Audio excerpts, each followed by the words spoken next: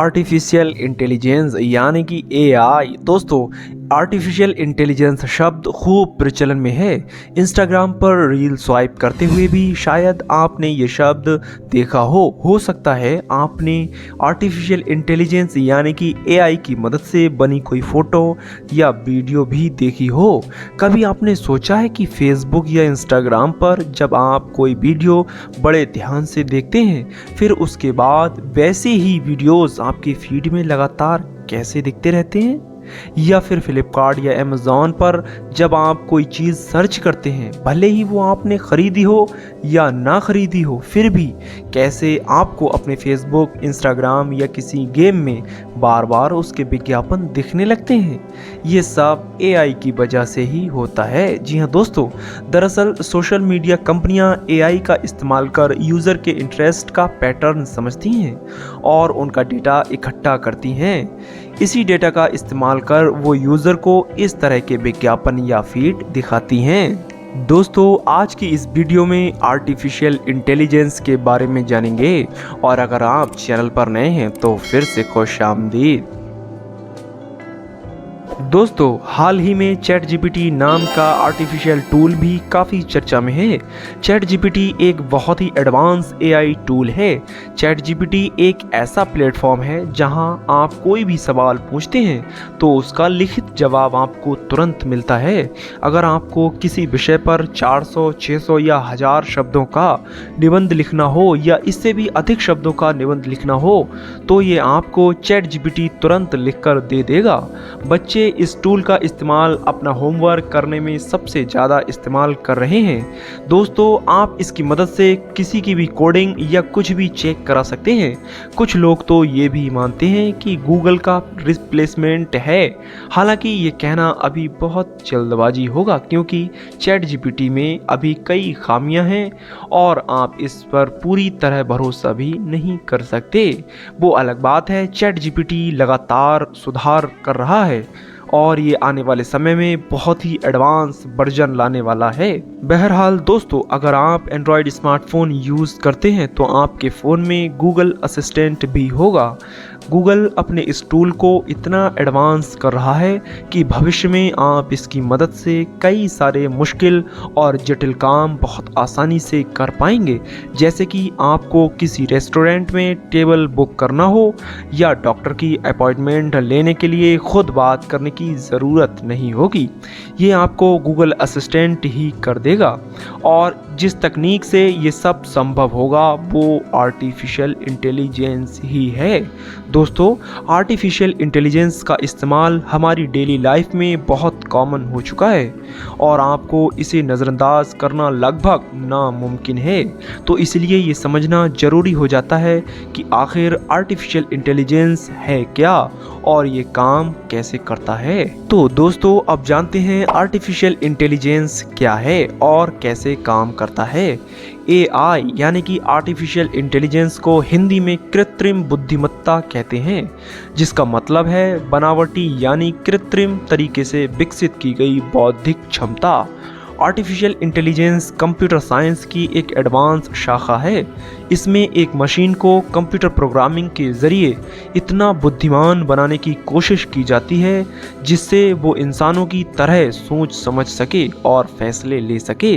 दूसरे शब्दों में कहें तो आर्टिफिशियल इंटेलिजेंस के ज़रिए एक ऐसा कंप्यूटर सिस्टम या रोबोटिक सिस्टम तैयार किया जाता है जिसे उन्हीं तर्कों के आधार पर चलाने की कोशिश होती है जिसके आधार पर इंसान का दिमाग काम करता है। दोस्तों, जब आर्टिफिशियल इंटेलिजेंस की चारों तरफ इतनी चर्चा होने लगी है, जी हाँ दोस्तों, आज हर देश में आर्टिफिशियल इंटेलिजेंस की बहुत चर्चा होने लगी है, तो ये जानना बेहद ज़रूरी हो गया है कि एआई की शुरुआत कब, किसने और कहाँ की।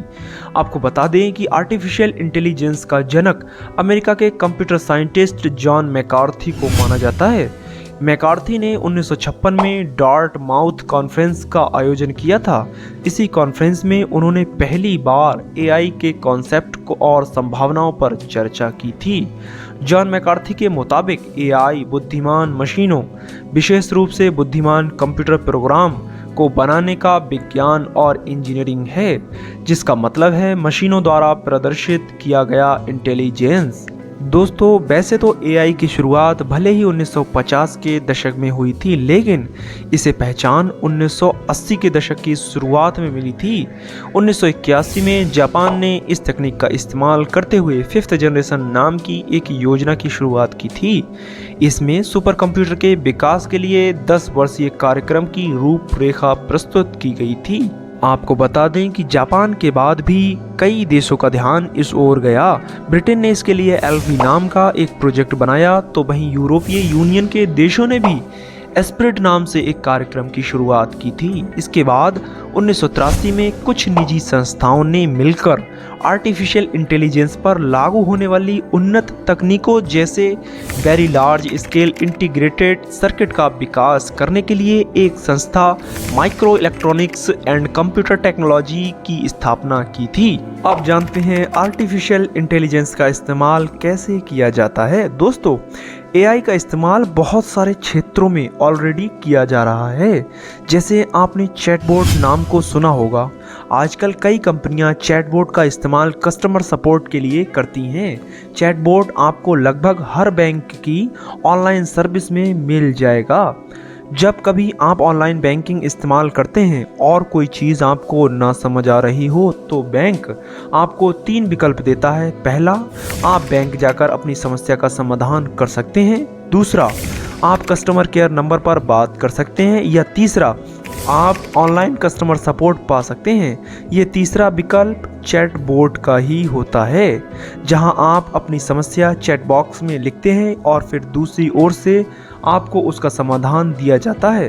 दूसरी ओर से समाधान देने वाला कोई इंसान नहीं होता है, बल्कि बैंक का एआई टूल ही होता है, जिसे चैटबॉट का नाम दिया गया है। ऐसे ही चैटबॉट का इस्तेमाल अलग अलग क्षेत्रों की अलग अलग कंपनियों भी करती हैं। तो दोस्तों, अब जानते हैं एआई के फायदे। आर्टिफिशियल इंटेलिजेंस विभिन्न क्षेत्रों में तेजी से प्रचलित हो गया है और इसके कई लाभ हुए हैं। एआई की सबसे बड़ी खासियत ऑटोमेशन है और इसका संचार, परिवहन, उपभोक्ता उत्पादों और सेवा उद्योगों पर महत्वपूर्ण प्रभाव पड़ा है।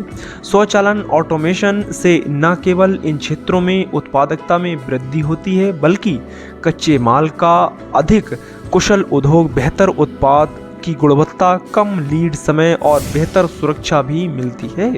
स्वचालन उन संस्थाओं को मुक्त करने में मदद कर सकता है जिनका उपयोग अधिक महत्वपूर्ण चीज़ों के लिए किया जा सकता है। आर्टिफिशियल इंटेलिजेंस का उपयोग हमेशा बेहतर फैसले के लिए किया जाता है। एआई तकनीक डेटा डिलीवरी का समन्वय कर सकती है, रुझानों का विश्लेषण कर सकती है, पूर्वानुमान प्रदान कर सकती है और सबसे बेस्ट फैसले लेने के लिए अनिश्चितताओं की संख्या बता सकती है।